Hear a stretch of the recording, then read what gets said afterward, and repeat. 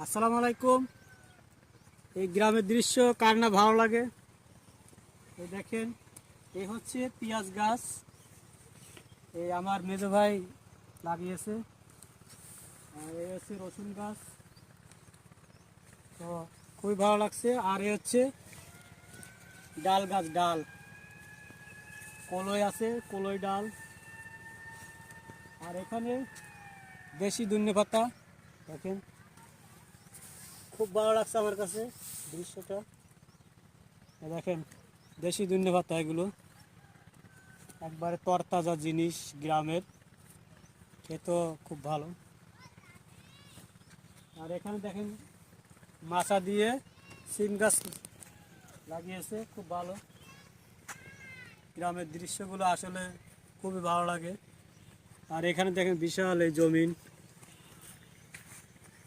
সবাই আসলে সব কিছুতেই ব্যস্ত কর্মজীবন নিয়ে। ওই দেখেন ওখানে পানি দিচ্ছে খেতে। আসলে গ্রামের দৃশ্যগুলো যারা গ্রামে আসে তারাই দেখতে পায়। আর শহরের জীবন এগুলো কিন্তু চোখে পড়ে না। খুব ভালো লাগলো আমার কাছে। আর গ্রামের তরতাজা খাবার খেতেও কিন্তু মজা। যাই হোক, সবাই ভালো থাকবেন। আসসালামু আলাইকুম।